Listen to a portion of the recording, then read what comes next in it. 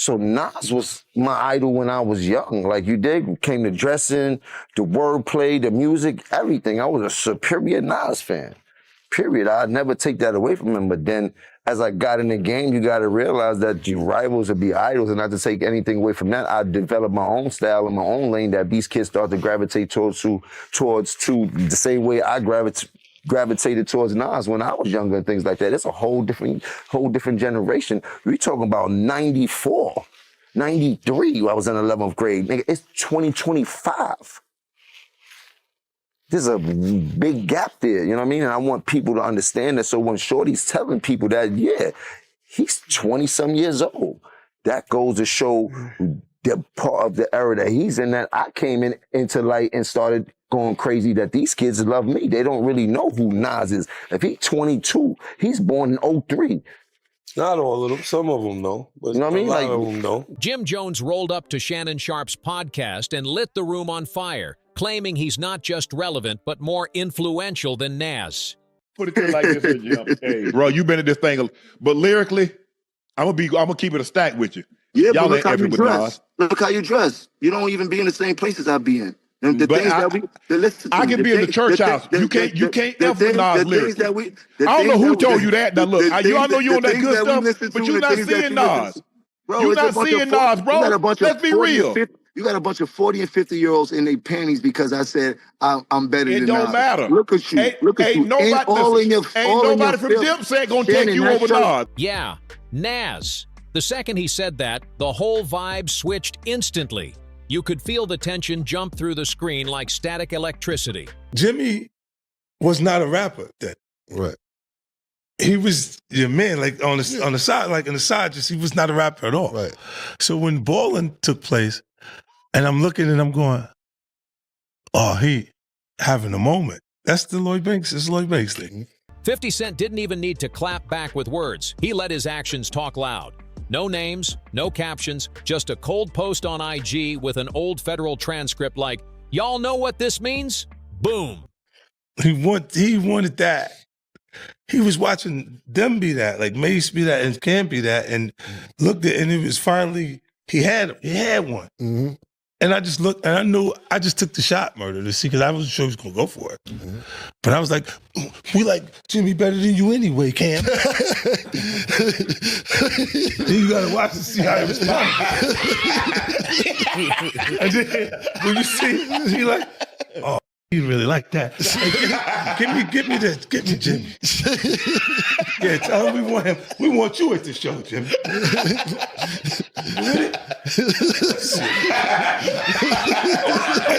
Yeah, but that was one of those things I just threw it out and see what.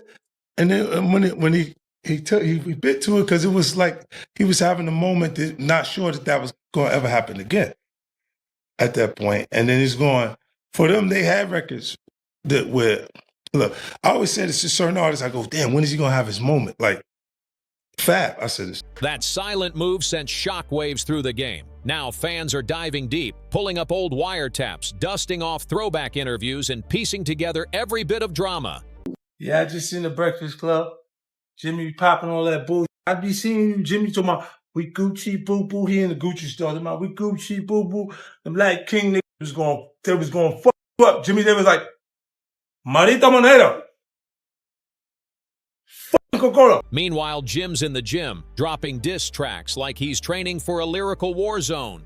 But don't get it twisted, this isn't just about Nas anymore. It's way deeper than some rap pride. It's like 50's sending a coded warning to the whole industry. Did y'all forget who really runs this street talk? Diplomats know nobody else. Me, Jim Jones, check my track record, then check everybody else's track record. Then go to the billboards and check all my entries, then check all them entries and shit like that. If you want to go to the Billboard entries, pull up Nas Billboard entries, then pull up my Billboard entries. Can we address one thing, though? Go ahead. Jim Jones has 9 entries in the Billboard 200 with 3 top 10 albums and no number ones, while Nas has 27 entries, 16 top 10 albums, and 6 that have reached number 1 on the Billboard 200. Right now, 2025, I'm in the game still rapping at a high capacity. If Nas wants to smoke, come in the booth. I will rap You don't want circles no around. smoke. Jim Jones is rapping at a high capacity right now in 2025. I'm on record as saying I think some of the best music that's been coming out of New York in recent years has been from Jim Jones. I haven't seen Nas in that mode. Nas still makes great music at a high level. I just haven't seen Nas in that, let's get active, getting at each other mode. Now the whispers are back. How did some rappers dodge major indictments while others fell? Jim might have tried to puff his chest, but he might have just kicked off a storm that's bigger than anyone expected. And when Jim Jones brings Nas into the mix, it always hits different. That tension's got roots, man. Go back to 2002. Nas went off on Hot 97, randomly throwing shade at Cam'ron, calling his album trash out of nowhere. I recently saw a clip on Instagram where a young kid was comparing you to Nas and saying that you got that's my young boy. Big hits. He's wild. Yo, he looked to you. He learned how to wear the BB Simon belt from you. He got his swag. Like, how crazy is that? Because in my era, you know what I'm saying? Nas is like a god. In my era too. I mean, so to be compared, let me that young kid out. He was young and we loved that he loved Jim Jones. I want you to break it down. Let's break this down. I admired Nas, but remember Nas' first record, The Barbecue, came out when I was in 11th grade. Yes. That moment flipped the city upside down. Dipset came for blood and Jim jumped right in, firing shots on wax like it was war. He even said he'd smack the kufi off Nas, and he meant it. Every verse dripped with venom. But here's the crazy twist. Jim used to respect Nas heavy. Just last year, he was showing love and giving props. Then, out of the blue, all that turned into slick talk and side eyes. It all came crashing down when Fat Joe and Jadakiss brought him on their podcast. Joe started stirring the pot, and Jim couldn't resist jumping in. And then, boom! Jim dropped one of the wildest takes hip-hop's heard in years. He didn't just say he mattered, he said he was more influential than Nas. Nas, the living legend behind Illmatic, God's Son, King's Disease, the man packing arenas in his 50s like it's still the 90s. But I hear the comparisons and the nigga be trying to act funny when it comes. No, I've been spanking a lot of this. I'm talking about the industry. I've been putting on. So let's not get into that where we get into numbers and I got to show you the statistics of what I've done. You heard to what other people was done. You heard them. You want to go to the Billboard entries, pull up Nas' Billboard entries, then pull up my Billboard entries. Listen, we can't compare the two. What I'm trying to tell you is I want to go there. Hold on. I want to go down the line now because now we going down the line. He's a rapper and I'm a rapper. Listen, let's go statistically. It feels great. No, but I want to go statistically because because when people be like, I feel the same way. We all feel the same way. And forget about the numbers. My numbers back up. Let me step up to the forefront. But Jim, he didn't blink. Not once. He stood on that statement like it was gospel and doubled down hard. That podcast didn't just stir the pot, it launched it across the room and set the whole kitchen blazing. Before the smoke even cleared, Jim Jones circled right back, this time pulling up on Shannon Sharpe's nightcap. Sitting next to Chad Ochocinco Johnson, Jim didn't just double down. He turned the heat up even higher and made the mess explode. Shannon wasn't about to let him slide either. He came straight for the jugular. No warm-up. Jim Jones went on Fat Joe and Jadakiss's. Oh, look, a topic in a topic. Yeah. He went on Fat Joe and Jadakiss's podcast and had a lot to say about some dude on the internet that said Jim Jones is better than Nas and has more Billboard hits than Nas. It was a young kid. I believe he was like 23 or something, 22, 23. And he was saying that for his generation, his era, they don't look at Nas. And a lot of people took offense to that. I personally did not take offense just because of the kid's age, of the generation. It's like a sports conversation. Like the numbers are the numbers. But in New York City, with rappers, we don't necessarily go by that. Yes, Travis Scott is the bigger act, more hits, more numbers, more. But to the rappers, don't nobody give a about what Travis Scott is talking about. And what Jim said next had people hitting pause like, wait, did he really just say that? He started digging up the old Dipset verses, Nas beef from the early 2000s like it was fresh drama, trying to flip that ancient tension into a win. Jim said he was a huge Nas fan back in the day, but somehow he'd surpassed Nas in influence. Then, mid-interview, he started switching lanes, calling Nas one of the flyest to ever do it, praising his drip and style, but still circling back to his wild claim, Nas don't move the streets like I do.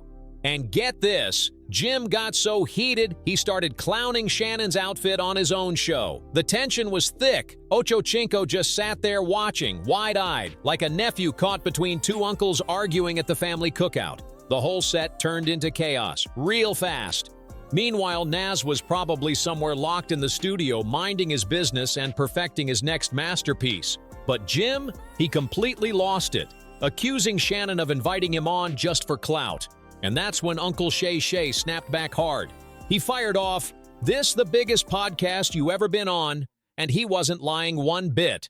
The audience went wild. Shannon Sharpe suddenly switched from cool host mode to full-on opponent energy. If Jim wanted smoke, Shannon was ready to give him all the cardio he could handle. Jim, trying to dodge 50 Cent's quiet shots, switched gears too, offering a workout challenge instead of a lyrical one. Man went from dissing legends to flexing muscles like he could out-push-up his way out of controversy. But while Jim was doing gym talk, 50 was already setting the stage behind the curtain, his old individual one hint still hanging heavy over the situation. Fans were losing their minds online. The comments were on fire. A retired NFL Hall of Famer defending Nas like he's part of the rap army. One fan said, "Shannon did what Fat Joe and Jada should have done." Coming up and things like that. I've heard you say that. Since the barbecue and things like that, like he really put the whole dope boy rap, crack hustler, get fresh rap into perspective before anybody else. Before I heard Jay do it, before I heard anybody else, like he changed the cadence of rap into a whole different steam. Like he's the one that broke the camel's back when it came to artists like, to me, when it came to artists like Big Daddy Kane and all these artists that came right before him. Like after Nas came with that, they started to fade out, and then Jay, Fat Joe, like all of these rappers that are spitting about the life that we was really starting to live right now and how it was changing. Like this is, you know what I mean? So that's how I felt about that whole little situation. Jones, you trippin'. Shannon, thank you for checking that. And honestly, they had a point. Why were Joe and Jada so quiet when Jim was wilding out like that? Meanwhile, 50 Cent, he was in the shadows, watching, plotting, not cracking a single smile. And just when people thought the drama had peaked, fans dug up that clip and things got real ugly. The ultimate disrespect. I wasn't in the ad because of look, Jay-Z and them was putting it together. So I think they still harbor some energy towards me. You think you were purposely left out of the ad? No. I don't think. I think that they were saying the NFL has some issues with me that I don't know what those issues are. Like what is the issue?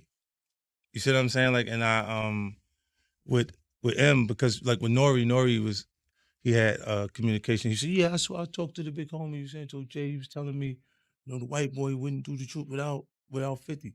I hit the homie, the big homie Jay-Z, right? And I told him to come pull up on me. And he pulled up on me and he said, the white guy called for 50 Cent. So I said, who's the white guy? I'm digging this Jimmy Iovine. And he said, no, Eminem called directly for 50. And he said, that's his guy. He said, I can't do it if I can't bring 50 up. But that's his guy. Right? And I'm like, that's when I start saying crazy stuff, because I look and I go, oh, that's your big homie, right? And so he imaged himself after a gay painter. The big homie want to look like a gay painter. What are we talking about here? We're talking about Basquiat. He wants to look like a gay painter. Oh my God, I think I know where we're going with So this. now look, what I'm saying to you is, look, when you start looking at, that's not mine, that's theirs, they Harper, right? But when you look at, M is looking at the entire legacy. Yeah. Jim Jones didn't just get ignored by Nas back in the day, he got laughed off stage. And now here we are in 2025, and that same clown energy is back like it never left. What's up with that Jim Jones, man? Hip hop, of course, you know, is a competitive sport.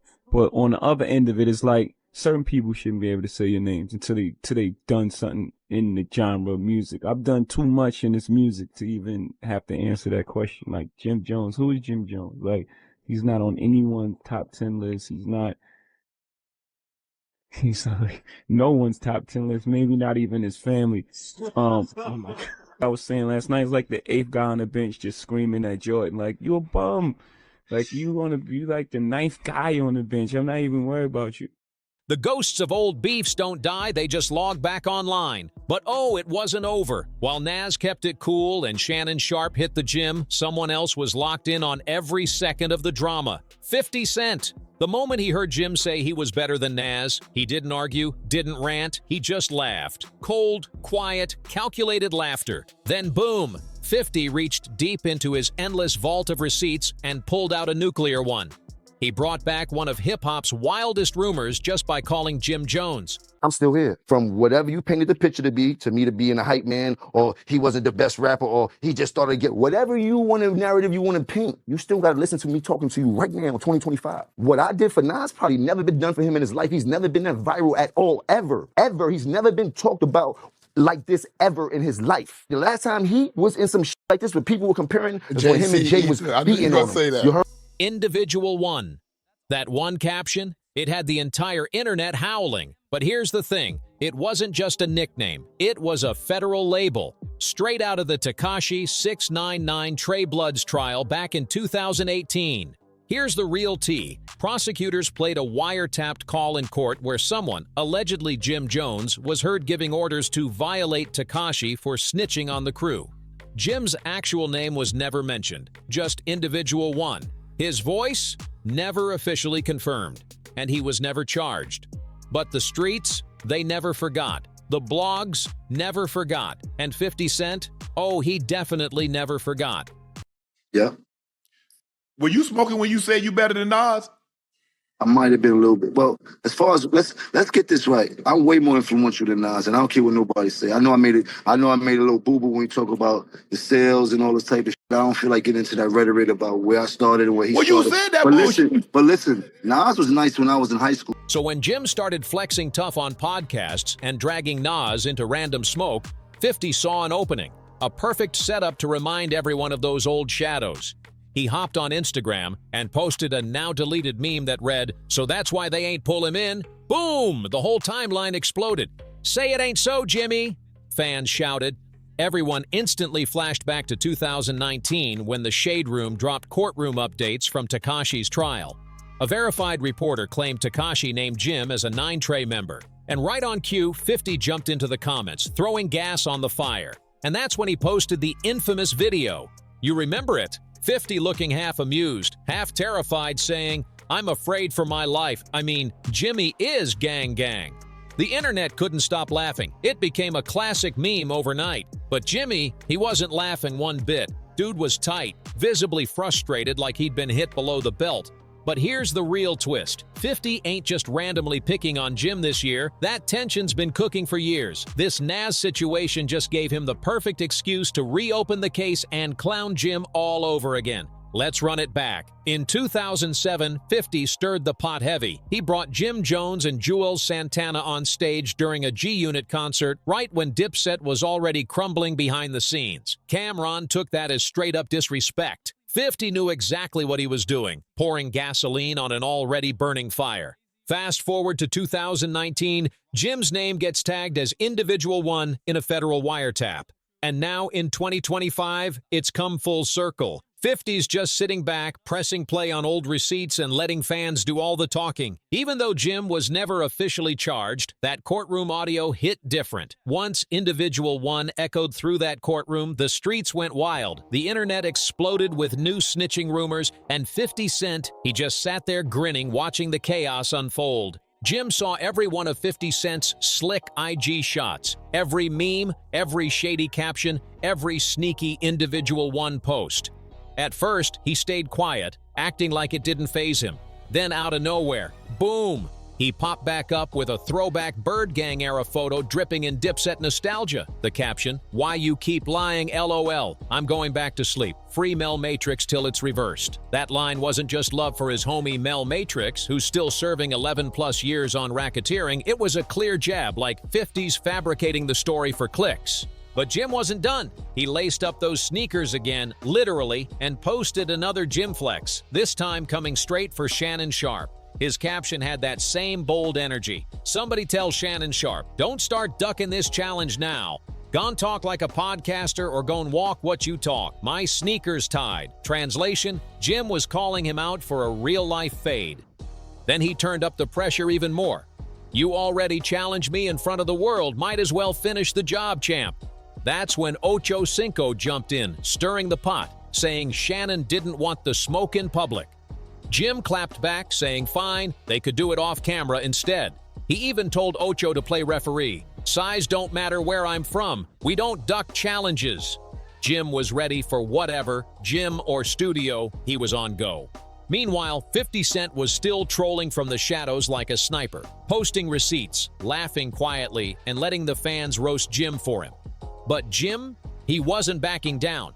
Just when it looked like he might cool off, boom, another post dropped, and this one came with fire. "If you 40 and up arguing with me about Nas, you already lost," he wrote. Then he doubled down again. "Y'all fell for the bait. My streams go up every time Mel goes viral. I'm teaching these older artists a lesson in marketing." He started calling out OG rappers directly, saying they were stuck in the past, too bitter, and scared to evolve. "Tighten up," he said, like he was schooling the whole game. And then came the knockout punch in his caption. "I said what I said. P.S. I'll wrap circles around any artist from my era. Whoever dare step in the booth, bring some money too, cause this game ain't free. We outside, we working every day." But through all the noise, Nas stayed silent. Not a peep, not a bar, just quiet confidence while Jim kept talking heavy online. Fans noticed too. They weren't letting Jim slide this time. The comments were brutal. People were saying Jim was doing too much for attention and that if Nas ever decided to clap back, it wouldn't just be a diss, it'd be a lyrical execution. Right now, Jim's still out here talking reckless, acting untouchable, baiting the internet like he owns the narrative. Nas? Still cool as ever, chilling in total silence, like a king who doesn't argue with peasants. And 50? Man, he's in the shadows again, watching, waiting, pulling strings like a straight-up puppet master. But here's the scary part. If that unreleased wiretap people keep whispering about is real, Jim might have just talked himself into something way bigger than a rap feud. While he's out here flexing, rapping, and challenging podcasters to gym wars, 50's been too quiet. And anybody who knows 50 knows that silence means danger. When 50 stops trolling and goes ghost, that's when the bomb drops. So now the streets are asking, will Nas finally step in and end this circus with pure bars? Or will 50 let Jim keep digging his own grave until it's too late to climb out? This drama's unfolding live and it's getting wilder by the hour. So if you're locked into this madness, make sure you like, drop a comment, share it around, and hit that subscribe. 'Cause trust me, this story's only getting messier.